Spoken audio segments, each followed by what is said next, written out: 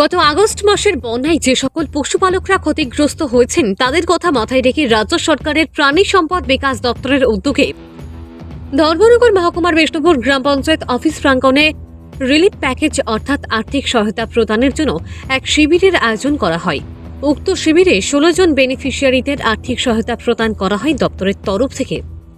প্রাণী সম্পদ বিকাশ দপ্তর উত্তর জেলার এক আধিকারিক ডক্টর সপ্তক দে জানান, বন্যা পরবর্তী সময়ে ধর্মনগর মহকুমায় একটি সার্ভে রিপোর্ট উঠে এসেছে, যে রিপোর্টে এসেছে 16 জন ক্ষতিগ্রস্ত পশুপালকের নাম।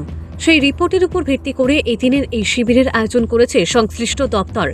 এই দিনের এই মহতী অনুষ্ঠানে উপস্থিত ছিলেন কদমতলা ব্লকের চেয়ারম্যান মিহির রঞ্জননাথ, প্রাণী সম্পদ বিকাশ দপ্তরের কর্মকর্তা সহ অত্র এলাকার সমাজসেবী এবং এলাকাবাসী। ক্ষতিপূরণ পেয়ে খুশি ক্ষতিগ্রস্ত পশুপালকরা।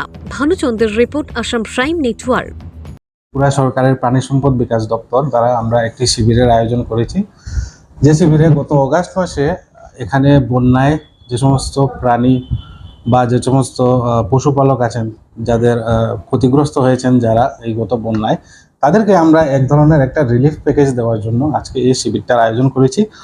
তো আজকে এখানে আমাদের কাছে 16 জন টোটাল বেনিফিশিয়ারি উপস্থিত আছেন, যেখানে 13 জন হলো কদমতলা ব্লকে। যেহেতু আপনারা জানেন কদমতলা ব্লকেই ম্যাক্সিমাম যে এফেক্টটা হয়েছে বন্যার, সেখানে কিছু কুর্তির কিছু আছে, কিছু সরলা এবং কিছু আপনার বিষ্ণুপুর গ্রাম পঞ্চায়েতের বেনিফিশিয়ারি আছে। তাছাড়া তার বাইরে আমাদের যুবরাজনগর ব্লকের বেনিফিশিয়ারি আছে, ধর্মনগর নগর পঞ্চায়েতের বেনিফিশিয়ারিও আছে এবং একজন কালাছড়া ব্লকের বেনিফিশিয়ারিও আছে। টোটাল আমরা 16 জনকে আমরা ফাইন্যান্সিয়াল অ্যাসিস্ট্যান্স দিচ্ছি, যারা এই রিসেন্টলি যারা নিজের পশু পাখিদের হারিয়েছেন এই বন্যার জন্য।